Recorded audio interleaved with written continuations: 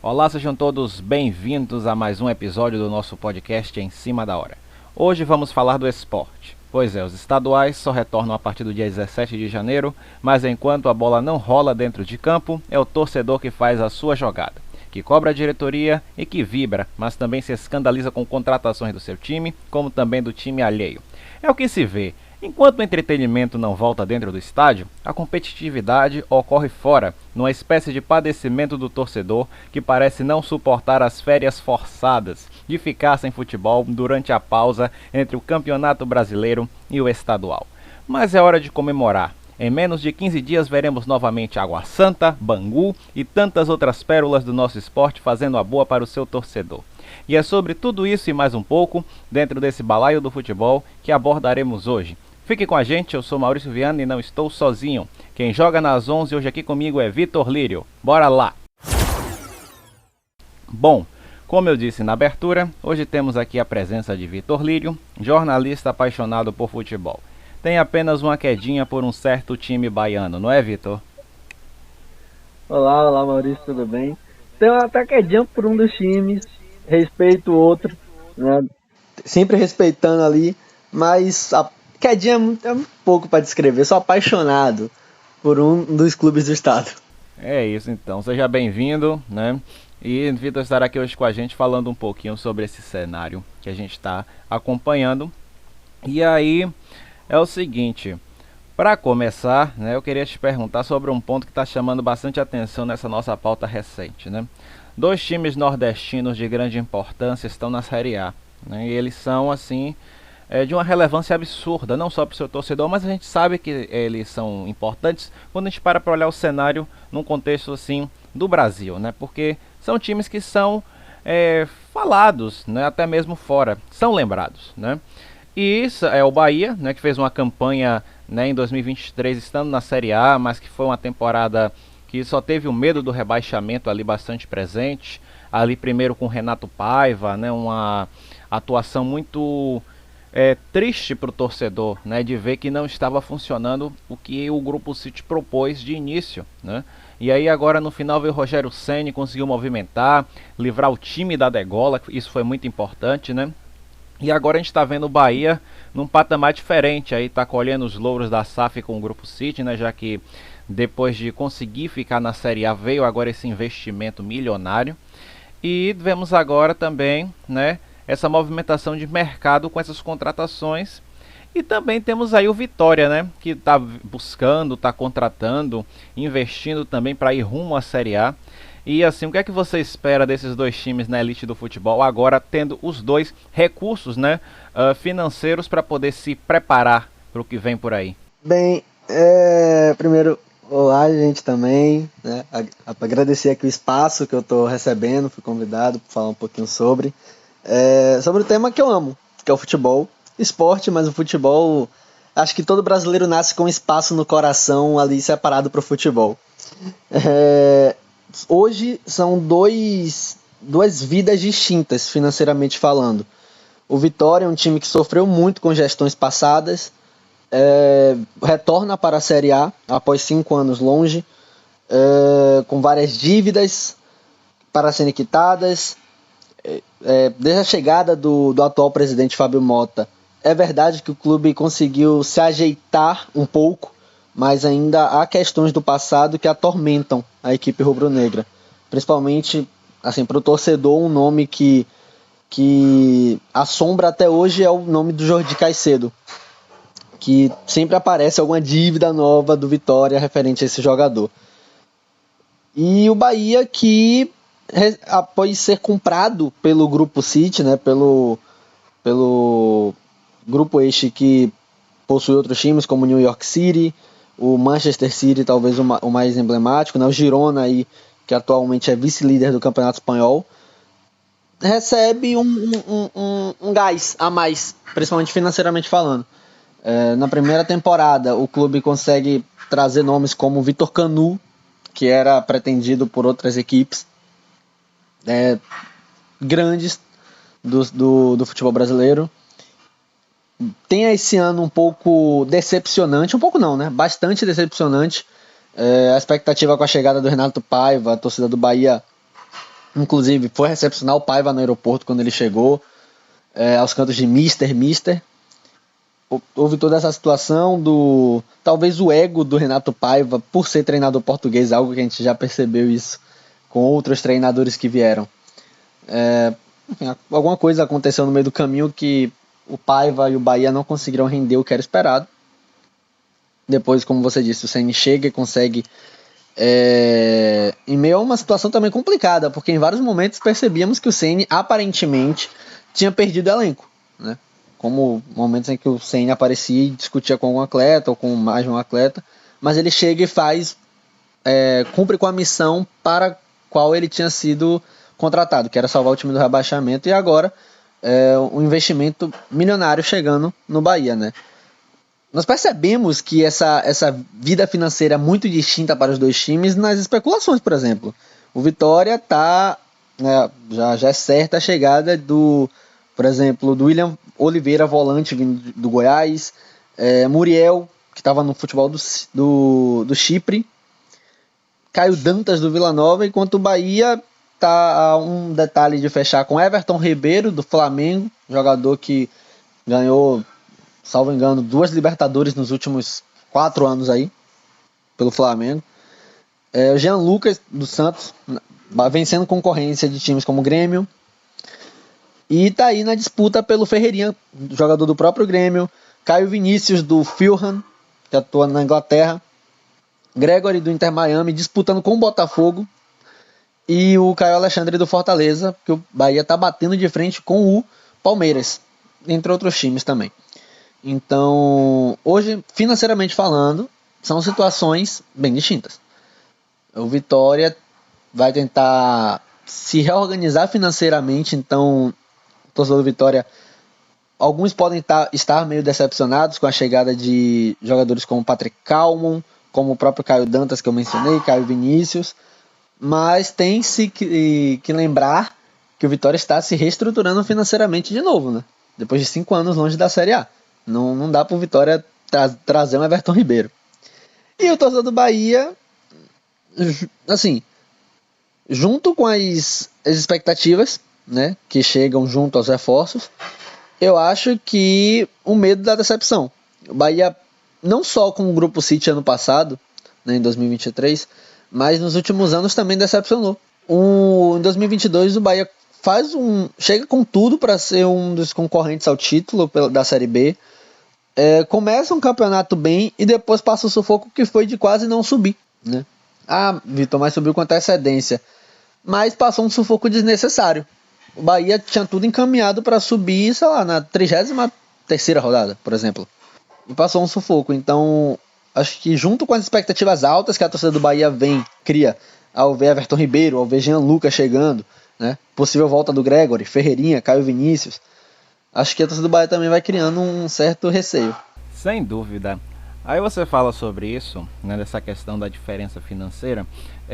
Surgiu até, né, um investimento, né, uma proposta de investimento que caiu na mídia. Muitas pessoas ficaram falando em tom de deboche, em tom de brincadeira. Só que ali parecia ser algo bastante crível e que pudesse ser realmente de um rendimento interessante para o Vitória, que foi a questão da proposta do Fatal Model, né? Ali de realmente colocar o clube ali, né? E tudo, passar a se chamar, parece que Fatal Model Vitória, a arena passar a se chamar também, né? O estádio do Barradão se chamar, né? Também ter o Fatal no nome. E tudo isso gerou realmente uma repercussão muito grande, mas ao que parece não chegou a nenhuma algo no final, né? Nenhuma conclusão. Ao que tudo indicava, a galera iria, né, realmente, os torcedores, né, os sócios iriam votar para ver se aprovariam ou não. Isso foi uma polêmica muito grande que se instaurou. Mas aí fica aquela questão, né?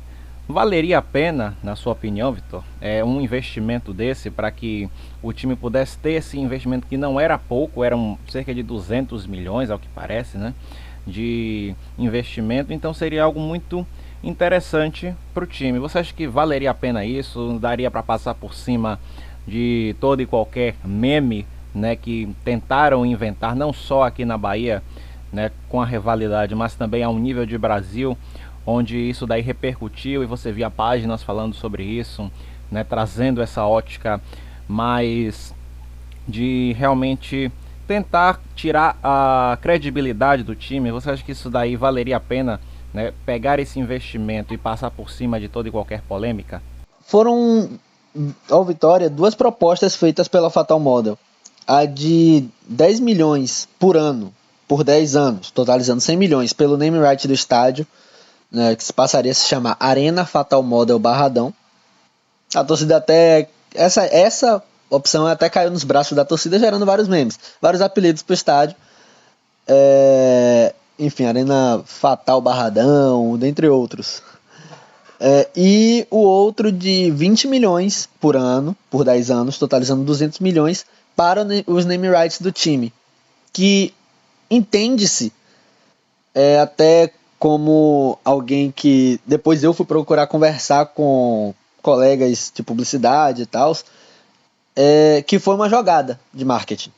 Até porque eu acho que o Vitória nunca iria se vender passando por cima de toda a história do clube. O Vitória, financeiramente, era uma opção válida. Sendo sincero, eu não tenho os números exatos do Bragantino, que era o Atlético Bragantino, o Clube Atlético Bragantino, passou a ser Red Bull Bragantino. Mas, por exemplo, questão dos name rights do estádio, eu consigo dizer que o Barradão receberia um valor a mais do que na Fonte Nova, por exemplo. A Fonte Nova são 5 milhões por ano, 5 e um quebrado por ano. O Barradão seria 10 milhões por ano. Ou você chamar de Fatal Model Barradão. Vários estádios, Brasil afora, tem seus name rights vendidos e ninguém lembra. Ou, assim, eu particularmente não conheço ninguém que chama a Arena da Baixada de Liga Arena, por exemplo. Ou a Neoquímica Arena, que na época foi piada também. Não conheço ninguém que deixe de chamar de Itaquerão, ou de Arena Itaquera, ou de Arena Corinthians. Entende? Então, na época foi piada de Arena Quimicão, Arena Quimico, enfim, essas coisas. E acabou que não pegou. Eu acho que a Arena Fatal Model Barradão é sim uma possibilidade. Até porque, como eu disse, financeiramente é rentável. Vai ser, por exemplo, os name rights do Barradão vão ser vendidos por um valor por ano maior do que a Arena BRB, que é a Mané Garrincha do Distrito Federal, ou é de Goiás, não lembro, mas é dali. É mais caro que a Fonte Nova, como eu citei, que é do governo da Bahia, né? A Itaipava paga um valor pro governo da Bahia, mais caro que a Arena MRV do Atlético Mineiro também. Então, e ali o valor próximo à própria Liga Arena, a própria Neoquímica Arena e ao próprio Allianz Parque, né? Então, financeiramente é um valor bom. Mas a informação que nós temos é de que nós temos assim, chegam muitas informações para o pessoal da mídia. Uma das que chegou, e depois eu fui apurar e aparentemente é a verdade, é que há um banco interessado na aquisição dos name rights do estádio. O que reforça a ideia de que aquela questão do Fatal Model Vitória foi jogada de marketing. Porque divulgou o time divulgou muito o time e divulgou a própria empresa, Fatal Model, que é, na verdade, uma grande patrocinadora do Vitória. É o maior patrocínio de mangas da história do clube, a gente não pode deixar passar isso. A Fatal Model deu um telão pro Vitória pôr no Barradão. O Vitória ia trocar o telão, a Fatal Model bancou o telão e colocou lá. Então é um patrocínio que vem sendo muito importante pro Vitória. Não descarto a ideia da Arena Fatal Model Barradão, muito pelo contrário. Mas também temos que lembrar que o Vitória não deve nada a Fatal Model, né? Isso é um ponto importante, assim como a Fatal Model não deve nada ao Vitória. Hoje, como eu disse, é um patrocinador importante, mas uma mão tá lavando a outra. O Vitória foi o clube brasileiro mais pesquisado no Google ano passado. Muito por causa dessa polêmica. Polêmica assim, né? Polêmica pra quem se queixa. Muito por causa dessa negociação dos name rights do estádio e suposta negociação dos name rights do time. Vazou um áudio depois. Aí eu já não posso... É especulação, é suposto, né? Vamos pôr os pontos nos is. Um suposto áudio do presidente, Fábio Mota, afirmando que foi também jogada de marketing.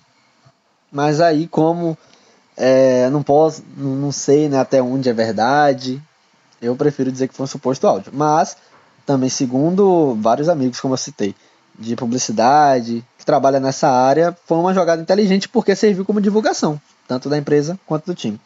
De fato, uma divulgação fatal, né?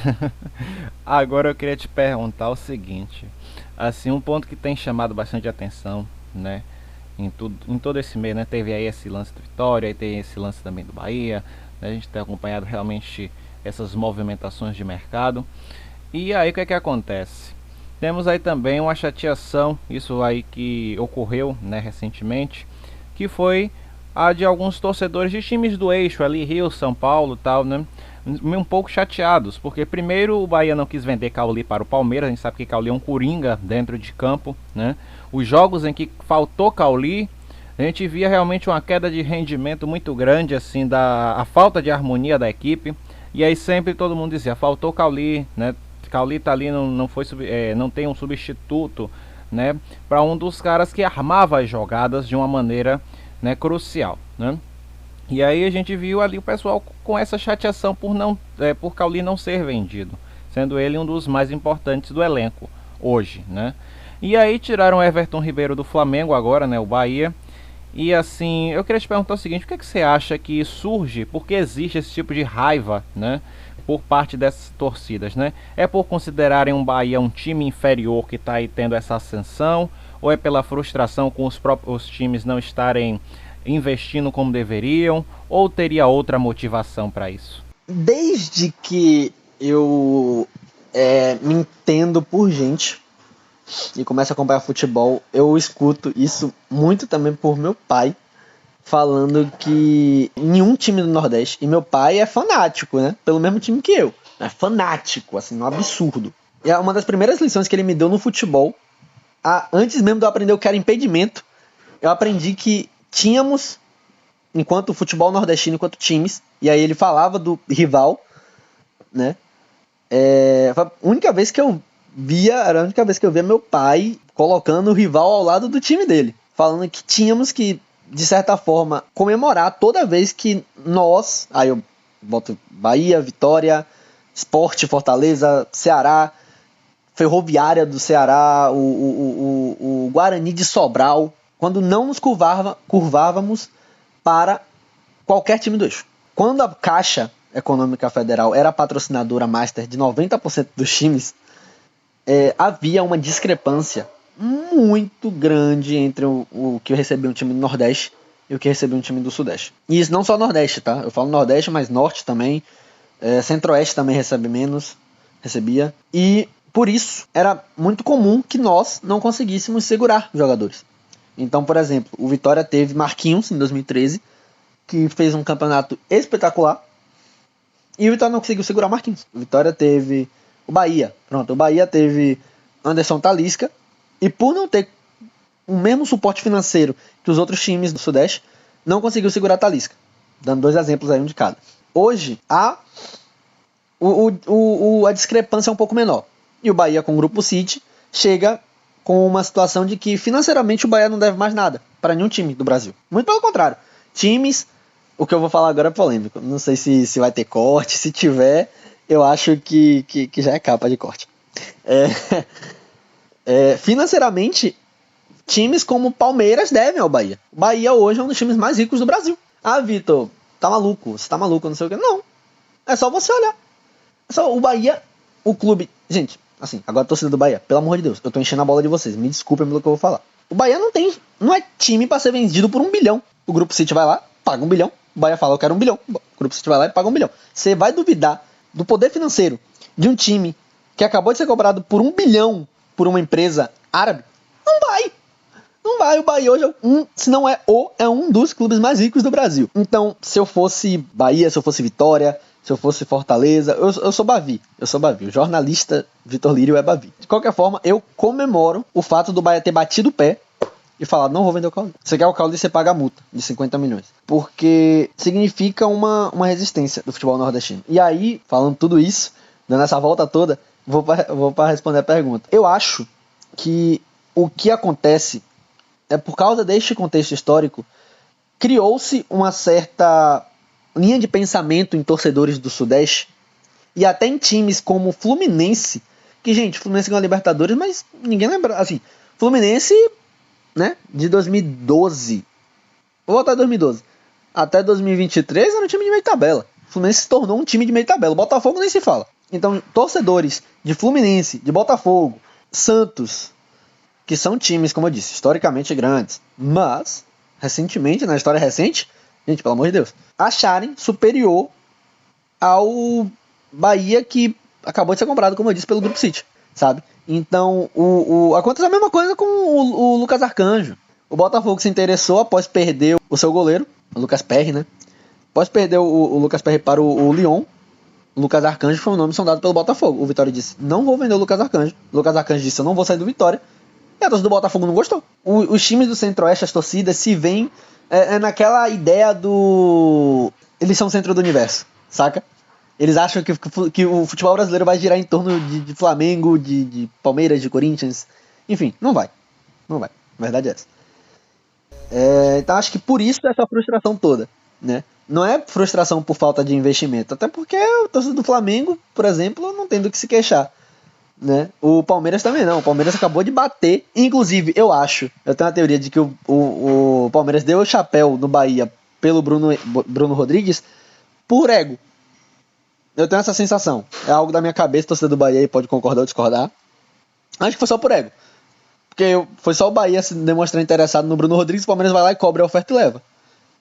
E outra coisa, infelizmente, alguns atletas ainda têm essa cabeça, né? Então, o Bahia tem uma missão difícil aí, talvez como o grande pioneiro do futebol nordestino, para liderar essa resistência. Com certeza. Não, isso falando aí, eu me lembro, tipo assim, eu tive a oportunidade de fazer a cobertura da chegada do Vitória aqui em Salvador, e foi bem interessante ver ali a galera reunida, né, ali numa sinergia muito única ali no aeroporto. O aeroporto ficou pequeno, né, naquele dia 13 de novembro, se não me falha a memória. E aí a gente... Um dia antes do seu aniversário? A essa altura acho que todo mundo já sabe qual é o meu time, né? Acho que eu vou entregar, velho, no próximo. É isso, né? E aí, assim, é realmente uma emoção muito grande ver a galera lá, né, assim, comemorando, confraternizando, e os jogadores também naquela mesma sintonia, né? E é isso, né? A gente vê realmente a galera chegando junto, né, apoiando Vitória. Tem depoimentos que são maravilhosos, que eu pude colher lá. E é bem bacana você ver realmente esse interesse de um jogador como o Lucas Arcanjo. Poderia muito bem estar indo brilhar no Botafogo, né? E tudo, mas ele preferiu realmente a raiz. E isso é bem bacana quando a gente percebe, né, esse apego. Tem algum, tipo, o Arcanjo, ele é um menino da base, e o Vitória sofreu recentemente com algumas situações com jogadores da base. O próprio Ronaldo, que foi sondado na época que estava no Vitória pelo Palmeiras. Assim, desculpa, Ronaldo, se isso aqui vai te ferir, mas o que ficou evidente foi que o Ronaldo fazia corpo mole para renovação, não renovou, saiu de graça, não foi pro Palmeiras, foi pro Atlético Goianiense, tá lá. Não que ele esteja mal, conseguiu acesso aí, fez grandes defesas na Série B, mas enfim. E outros jogadores também do Vitória da base que acabaram, como posso dizer, traindo o clube. Então o Arcanjo, ele se mostrou uma exceção, se mostrou apaixonado pelo clube. Eu estava em Novo Horizonte, no Vitória Novo Horizontino. Naquela defesa que ele faz com o pé, eu acho que a única pessoa que comemorou mais do que eu no estádio foi o Lucas Arcanjo. Porque ele saiu, se você ver no vídeo da defesa, ele sai comemorando, vibrando como se fosse um gol. É algo incrível. Então, é um garoto da base que é apaixonado pelo clube. Então é muito lindo ver isso. Outros jogadores também que não eram da base, que chegaram aí já medalhões e se apaixonaram pelo clube, como é o caso do Giovanni Augusto, do Helder, né, que muito criticado, meu Deus do céu. A torcida do Vitória foi incrível. Quando o Helder pegou a bola, a torcida... Foi um clima engraçado, na verdade, no Jorjão. Eu gosto de dizer que foi um clima engraçado, porque a torcida do Vitória é desconfiada. Então o Helder pegou a bola, a torcida do Vitória ficou, meu Deus, dá essa bola pra alguém, o Helder. E a torcida do Novo Horizontino viu o Helder pegando a bola e falou, meu Deus, deve ser o melhor batedor dos caras. Aí ficou todo mundo, meu Deus, alguém pega a bola dele, pelo amor de Deus. Foi uma sintonia incrível. Ele fez o gol, graças a Deus. Enfim, esse elenco do Vitória, nos últimos anos, e muito graças à torcida, isso criou uma identificação absurda com a instituição Esporte Clube Vitória. Sem dúvida, nessa questão de voltar à raiz, né, de ter uma tradição, ter todo um aparato para isso é muito importante, principalmente tendo esse contato com o torcedor, né, galera, meu Deus, é uma energia muito contagiante. Inclusive, eu vou deixar aqui no link do nosso episódio a comemoração, o documentário, se assim eu posso dizer, que eu tive a oportunidade de fazer lá. Então, se você se interessou aí pela nossa história, que a gente está falando aí sobre o Vitória, sobre a campanha, sobre o amor pelo time, você dá uma passadinha lá que eu garanto que você não vai se arrepender. Pois bem, agora vamos mudar um pouquinho de assunto, já que a gente pegou esse gancho aí falando de Lucas Arcanjo, de Botafogo. Nós temos aí o Fogão, né? Que teve uma campanha que, meu Deus, sabe, quando eu lembro, chega a me dar um pouco de tristeza, porque eu torci particularmente ali para que o Botafogo ganhasse, assim, mais pela questão realmente do torcedor que merece isso, né, que merecia naquele momento uma alegria tão grande quanto ganhar um campeonato brasileiro. Nós sabemos que o Botafogo vem ganhando títulos expressivos há um tempo, né? Tem até aquele podcast onde o Pedro Certezas tem um corte, né? O Pedro Certezas, que é um botafoguense, jornalista, humorista das redes sociais, muito fanático pelo time, ele fala justamente sobre isso. E então você vê realmente até dos mais velhos até os mais novos, realmente uma devoção pelo time. E aí ele acabou, né, perdendo um título que já era praticamente dele. Então, assim, Vitor, eu queria te perguntar o seguinte, para você, o que é que faltou pro time chegar lá? Porque já tava tipo na fila ali, já pra, né, tava na corrida, já tava praticamente chegando na largada não, na finalização, né? Já tava quase cortando a fita ali para poder ganhar, e aí de repente veio um Palmeiras, parece que, né, sei lá, ativou o modo turbo e acabou-se, né? Depois daquele 4-3, se eu não tô enganado, né? Que teve Palmeiras e Botafogo. E aí, né, desandou tudo e o Botafogo, infelizmente, né, perdeu aquela vitalidade do início do campeonato. E aí chegamos nesse final. O que é que faltou, na sua opinião? Faltou elenco? Faltou realmente algo mais coeso? Faltou o que ali para chegar no finalmente? Rapaz, é uma história de cinema isso, porque pra quem gosta de cinema, é um crossover que a gente nunca pensou que fosse ver, e um plot twist incrível, porque imagina se alguém chega pra você no começo do ano e fala, ó, no começo de 2023 no caso, fala, ó, o Botafogo vai perder o título do Brasileirão por causa do Cristiano Ronaldo.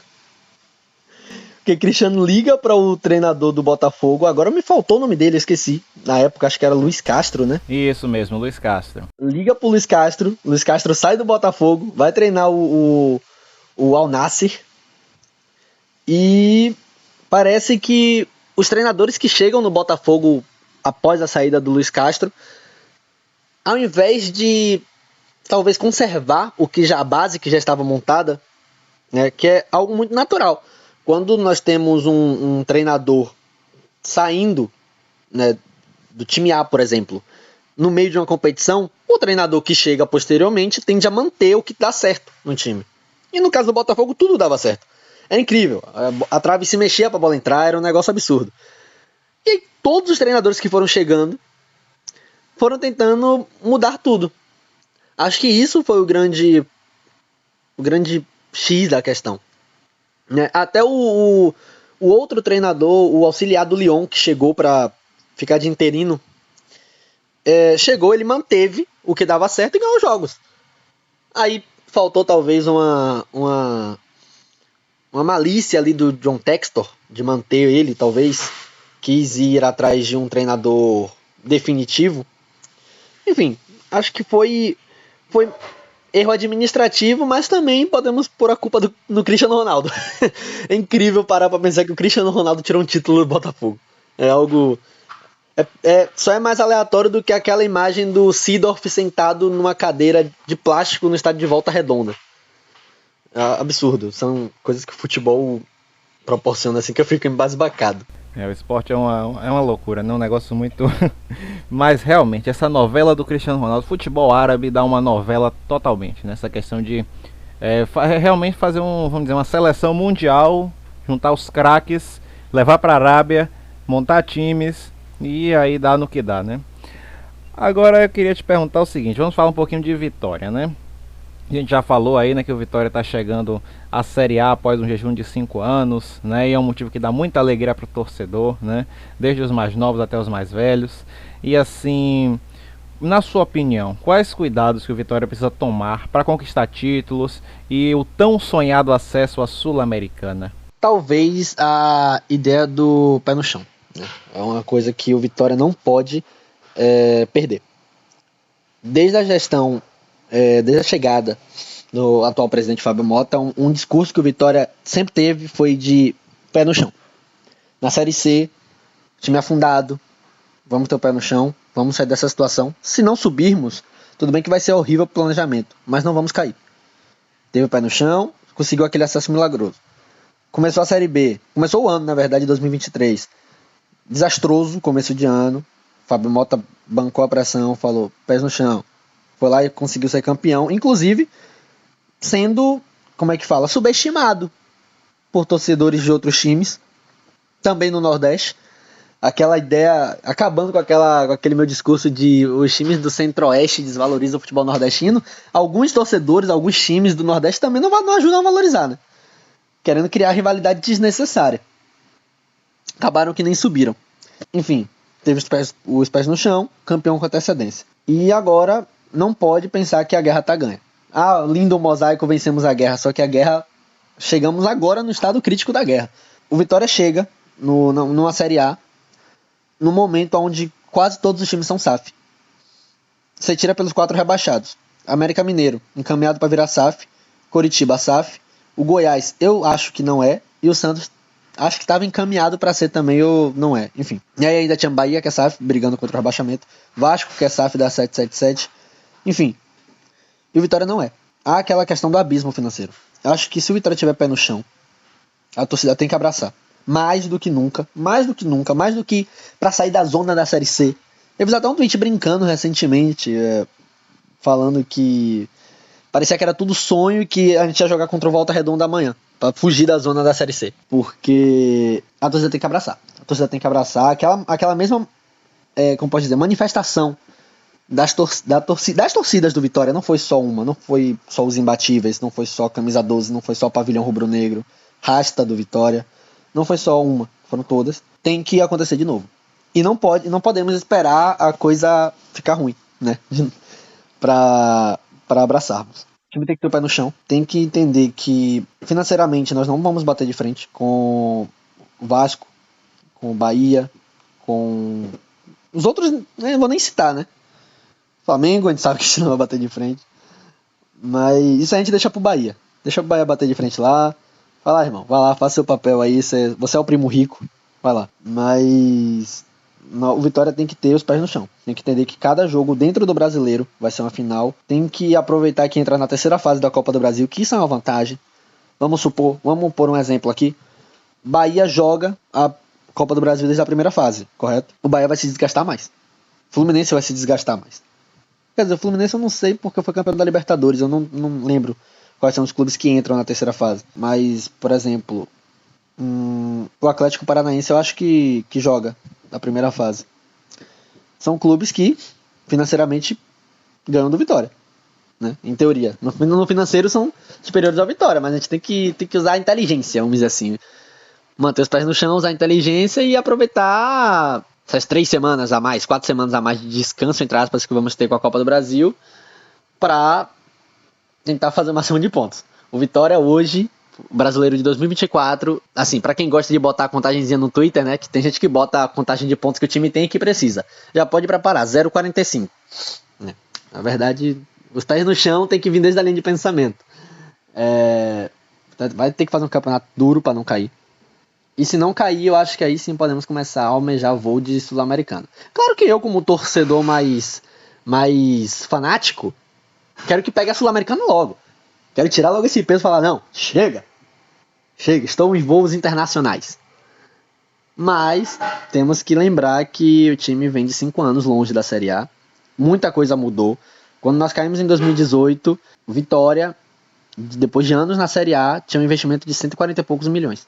Hoje o Vitória chega voltando da Série C com 200 e pouco. O futebol está inflacionado, isso é óbvio. Então tem que ter uma expertise aí, tem que ter os pés no chão e uma expertise. Espero que a torcida abrace e crie aquele vínculo torcedor-jogador que vimos nos últimos anos, né? Isso aí vai ser de suma importância para o Vitória esse ano.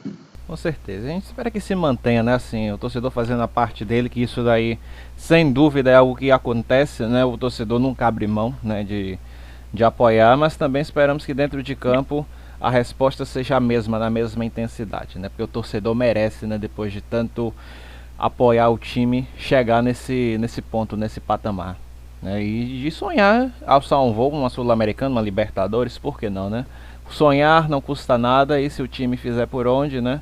É isso, é justamente procurar as brechas para poder se destacar em meio aos gigantes. Mas isso é possível e muitas vezes já vimos esta possibilidade, né? Agora eu queria te perguntar, Vitor, pegando esse gancho que você falou de rivalidade no Nordeste, você vê, por exemplo, uma rivalidade sendo criada e realmente criada e sendo concebida de certa maneira por parte do Fortaleza, né? Fortaleza teve aí, né, vem tendo um grande resultado, um resultado bastante interessante, né, por parte ali do trabalho do Vojvoda como técnico. Você vê realmente um time que se ajustou, um time que cresceu, um time que jogou uma Sul-Americana, por exemplo, aí, e que cria uma rivalidade que a gente sabe que realmente não existe por parte do Bahia, né?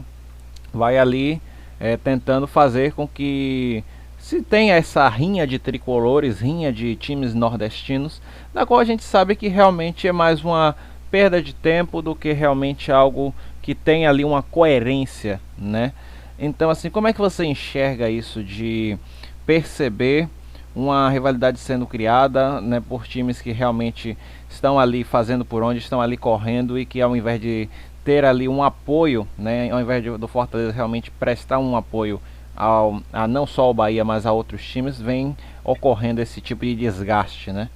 Eu acho que o Nordeste, por sempre ter, voltando àquela questão do financeiro, né? Sempre ter sido tratado como inferior. Isso aí não só no futebol, mas estamos hoje restritos a falar sobre futebol. Hoje eu não estou aqui para falar sobre contexto histórico, enfim. Como sempre o Nordeste foi tratado como inferior no futebol, os clubes, as torcidas na verdade, sempre se contentaram em rivalizar entre si. Você não via, pelo menos até o grande movimento, acho que eu chamo assim, conversando com os amigos, de antimisto que se criou no Nordeste. Antes era comum você ver alguém na rua falar: eu sou Bahia e Palmeiras, eu sou Vitória e Flamengo, eu sou Ceará e Corinthians, eu sou Fortaleza e, não sei, São Paulo, por exemplo. Muito comum, era muito comum, né? Infelizmente era.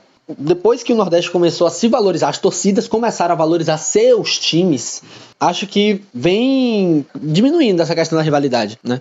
Nós vemos hoje um torcedor do Bahia tendo muito mais raiva do Flamengo do que do Sport. Pelo menos eu acho. Torcedor do Bahia aí que quiser discordar, por favor me explique. Torcedor do Vitória hoje tem muito mais raiva raiva não, né? Mas não gosta da torcida do Corinthians. Assim, prefere 1000 vezes a torcida do, sei lá, Santa Cruz, por exemplo. Santa Cruz, sim. Não vamos falar de defunto aqui. Mas do Fortaleza, por exemplo. Mas anteriormente, né, por ser tratado como inferior, os clubes, as torcidas se contentavam em rivalizar entre si. Não buscavam rivalizar contra Flamengo, contra a torcida do Vasco, torcida do São Paulo, do Corinthians.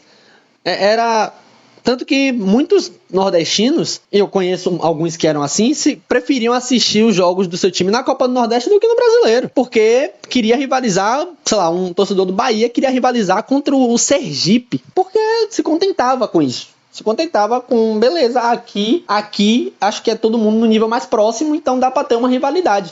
Torcedor do Bahia, conheço muito que não gosta do Sampaio Corrêa. Muitos não gostam do Sampaio Corrêa. Porque o Sampaio Corrêa, assim, máximo respeito ao Bahia, mas é paternidade. Então, muitos torcedores do Bahia não gostam do Sampaio Corrêa. Mas hoje, eu acho que com essa intensificação da valorização dos clubes nordestinos e o antimisto surgindo, né? Inclusive com aquele vídeo, para mim o melhor vídeo da história do futebol nordestino, de um torcedor do Ceará, no jogo Ceará e Flamengo, ele com um misto, gritando para o torcedor do Flamengo, olha o misto, olha o misto, olha o misto, e os flamenguistas do Ceará indignados. Inclusive, isso me gera um questionamento de onde saiu tanto flamenguista na capital do Ceará. Pô, na capital do Ceará sai tanto flamenguista, absurdo. Enfim, e é até bom esse movimento antimisto ter surgido, porque, né, como eu disse, valoriza o nosso futebol, e eu nunca vi, mas algumas vezes que eu estive em São Paulo, algumas vezes que eu estive no Rio, nunca vi sequer um carioca que fala, eu torço pro Vitória. Ou então um paulista que fala, eu torço pro Bahia, né? Então, enfim, eu acho que essas rivalidades têm diminuído, mas muito acontece por causa disso, por causa desse passado onde éramos considerados uma região inferior no futebol e, infelizmente, nos contentávamos com isso, né? Eu esqueci o nome daquele objeto que você amarra no cavalo pra ele só olhar pra uma direção, eu esqueci o nome. Mas éramos isso. Na verdade é essa, desculpa. Falavam, o Nordeste é inferior e a gente acreditava. Hoje, graças a Deus, não tem mais isso. Hoje eu adoro o fato de que eu vou chegar no Barradão, Vitória e Corinthians, e vou ver a torcida do Vitória, assim, engolindo a torcida do Corinthians no estádio. Saca? Pegou mal isso, né? Acho que pegou mal. A gente entendeu. Mas é isso, tipo... Por causa disso, acho que por causa disso há essa rivalidade, mas eu sinto que vem diminuindo. Também pode ser só uma impressão falsa minha, né? Mas eu acho que tem diminuído essa questão da rivalidade, porque os olhos do futebol nordestino, no quesito rivalidade, se voltaram para, beleza, ao invés de sermos nós contra nós mesmos, por que não é tipo nós contra eles? Por que não nos juntamos aqui? Hoje, pô, você vê muito mais nordestino comemorando quando o Vitória vence do Flamengo. Tem torcedor do Bahia, pô, que comemora se o Vitória vencer do Flamengo.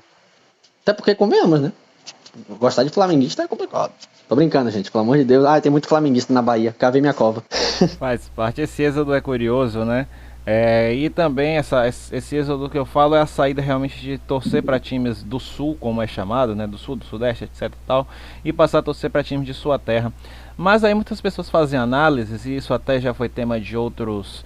né, jornalistas comentarem o porquê, né, temos aí, né, tipo, sei lá, no interior da Bahia, por exemplo, eu fiquei sabendo de um botafoguense que passou mal, né, assistindo os últimos jogos aí que aconteceram.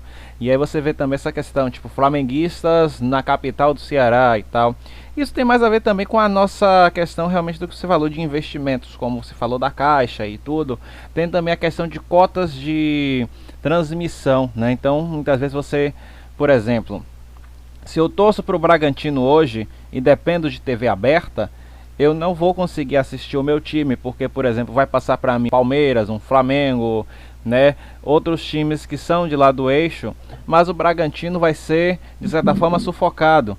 Se a gente for olhar uma questão de análise a nível de Brasil, se me parece, ao que me parece, o Bragantino só passou na TV aberta para o país inteiro quando foi um jogo Botafogo e Bragantino, né? Não passou, acredito eu, outros jogos do time nessa escala. Então, tipo, é muito também sobre isso, né? Realmente essa cota que a gente vê de publicidade, cota de TV, que acaba também pesando um pouquinho nesse sentido, né?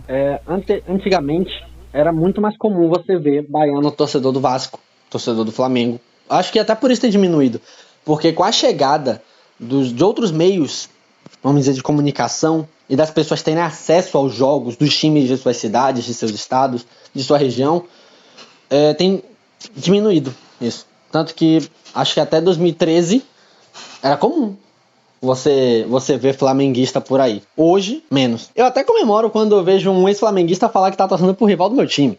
Eu até comemoro, eu falo, muito melhor. Você é baiano, não torça Flamengo, saca? Porque isso de certa forma desvaloriza também nosso futebol, né? Tipo, nós aqui na Bahia, nós temos acesso. Hoje, não tem acesso a Bahia e Vitória, mesmo que talvez não para assistir os jogos, mas quem não quer. Tem rádio que transmite os jogos, YouTube, enfim. Agora provavelmente vai encarecer um pouco os ingressos no Barradão. E na Fonte Nova nunca foi barato.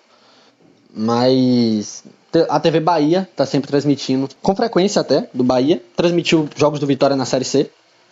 Então, acho que hoje, outras emissoras também, a TV Aratu transmitiu vários jogos do Vitória na Série B. Enfim, acho que hoje, graças a esse movimento de valorização do nosso futebol, temos resistido bem e mudado o cenário, né? Importantíssimo isso. Com certeza, muita coisa mudou e muita coisa segue mudando. E falando em mudança, tem uma coisa que está pegando muito, não só os torcedores do time A ou do time B, mas ao nível de Brasil, mas ao nível de seleção brasileira, que a gente está acompanhando aí essa aventura que vem sendo. Tivemos aí uma novela maravilhosa com traços italianos, onde Carlo Ancelotti era o nosso Don Juan, e a gente esperava que ele viesse, né? Ancelotti, que faz um trabalho incrível no Real Madrid, e que se viesse certamente a dobradinha que ele faz ali, você tendo Éder Militão, Vinícius Júnior e Rodrigo ali fazendo um trabalho impecável à frente do time merengue, né? Um time espanhol que é gigante, né? E a gente sonhou com isso, né? Vários brasileiros sonharam com isso, de acreditar que o Ancelotti vindo para o Brasil, ele iria fazer um trabalho impecável. Eu também acreditei e pensava que esse trio, nas mãos dele, jogando numa seleção brasileira, faria coisas bárbaras. Mas infelizmente não aconteceu. E aí, Vitor, vendo essa situação atual da CBF, aí com o Edinaldo, né, saindo e tudo ali, até dizer, está com um presidente interino, o Brasil está aí com o Diniz, que é um técnico também interino, que iria ficar até o meio deste ano. Então você vê uma confusão muito grande, mas aí, eis que eu te pergunto, quem você enxergaria como um técnico ideal para pôr a seleção brasileira hoje nos trilhos? Um nome bastante polêmico. Eu estava conversando com os amigos recentemente. Eu trago muito do que eu falo com os amigos, né? Porque eu gosto muito desses debates. Eram 6 pessoas, 3 eram a favor e 3 contra. Eu, obviamente, foi a pessoa que sugeriu o nome. José Mourinho. Pra mim, assim, se tem alguém que vai conseguir consertar essa seleção brasileira hoje, é o José Mourinho, né? É um cara que conhece os atalhos do mata-mata. Não à toa foi campeão da Champions League com o Porto, tendo o craque Carlos Alberto, que tomou a caneta por Arrascaeta, comandando o ataque. Então, acho que Mourinho hoje é o grande nome. Diniz é um ótimo técnico. Eu gosto muito do Fernando Diniz, mas não dá para ele treinar a seleção. Enquanto ele não entender que seleção, você não tem tempo para você implantar a sua filosofia de jogo. Ele não vai ter o tempo que ele teve no Fluminense, que ele teve no São Paulo, que ele teve no Audax lá atrás. Ele não vai ter. Seleção, você tem que chegar lá, ter uma semana para você escolher os 22 jogadores que você vai chamar e montar seu baba, né? Ele não vai ter esse tempo. Até porque, ainda mais fazendo esse duplo serviço, né? Esse serviço duplo aí que ele faz de treinar o Fluminense e treinar a seleção. Não dá certo. Só se ele chamar o time todo do Fluminense para jogar lá as eliminatórias. Aí talvez dê certo. Acho que o Mourinho é o grande nome. Um cara que é experiente, conhece, como eu disse, os atalhos do mata-mata, The Special One. Acho que chega aí, poderia chegar, né? O Edinaldo agora tá afastado, não lembro quem é que tá na presidência da CBF, o nome, né? Mas, assim, se ouvir, vai atrás do cara que é taça, papai. Se a gente for levar para um nível bem cético, realmente o nome do Mourinho talvez fosse o nome mais, assim, além de ideal, é um nome que está mais de certa forma ao alcance, né? Porque a gente sonha com Ancelotti, aí pode sonhar também com Pepe Guardiola, outros nomes aí, Jorge Jesus, Abel Ferreira, etc. Só que a gente sabe que realmente acaba pesando um pouco mais, né? Essa questão do sonho. Então fica meio bem Maria Bethânia, né? Sonhar mais um sonho impossível. E aí, né? Aí vão outros pontos também, mas aí a questão, aí você falou esse negócio de montar o baba, né? Só montar o baba e vai. Aí eu te pergunto, ainda tem chance da seleção se organizar e ir rumo à Copa?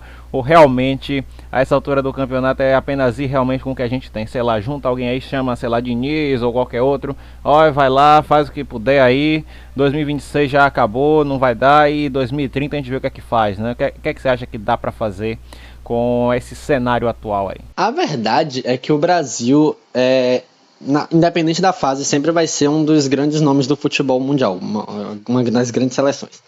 Porque, assim, gente, o brasileiro respira, é tido como joia no futebol. E não à toa, tá? Não tô desmerecendo joias como Hendrick, como Vitor Roque aí que surgiram. Acho que o Brasil segue sendo o maior exportador de craques para o futebol europeu. Então, dá tempo, sempre dá tempo. Até o próprio Neymar, que vem muito abaixo, eu prefiro não contar com o Neymar. Eu acho que hoje faria, assim, um bem para a seleção seria não convocar mais o Neymar. Neymar acabou aqui, você com a seleção, obrigado. Não há mais clima para Neymar vestir a camisa do Brasil e representar os brasileiros. Mas é uma opinião bem pessoal, então... que dá. Só que tem que ser bem...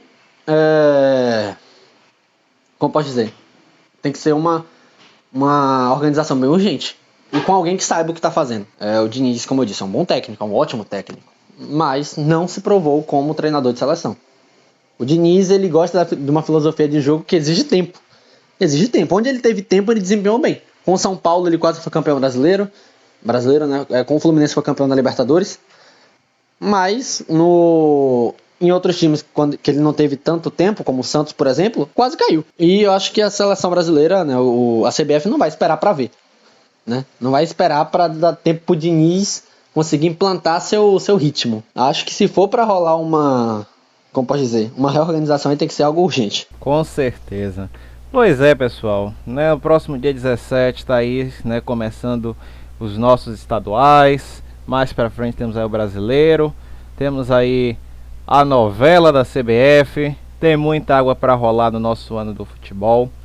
E é isso, né? Eu conversei aqui com o Vitor Lírio, agradeço a ele por ter topado participar, né, Vitor? Muito obrigado mesmo pela sua presença aqui hoje pra gente conversar um pouquinho mais sobre os times, sobre esse nível aqui realmente, falando sobre os times baianos, mas também falando sobre um nível de Brasil muito grande. Agradeço bastante a sua presença aqui hoje. Eu que agradeço o convite, fiquei muito feliz quando recebi o convite. Eu falei, eu já estava surtando que eu nunca mais tinha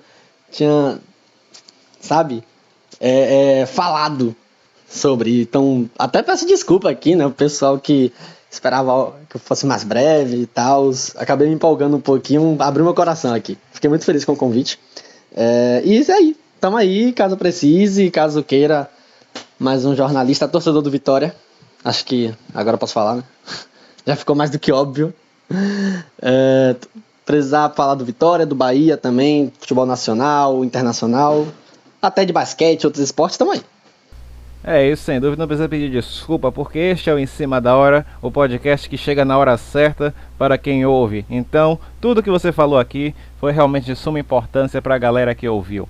Então é isso, pessoal, nós vamos ficando por aqui com este episódio falando sobre esporte. Em breve voltaremos trazendo mais informações, mais detalhes do que for realmente ocorrendo e que realmente precise e mereça a sua atenção. Nós vamos ficando por aqui, nos encontramos em breve. Até mais!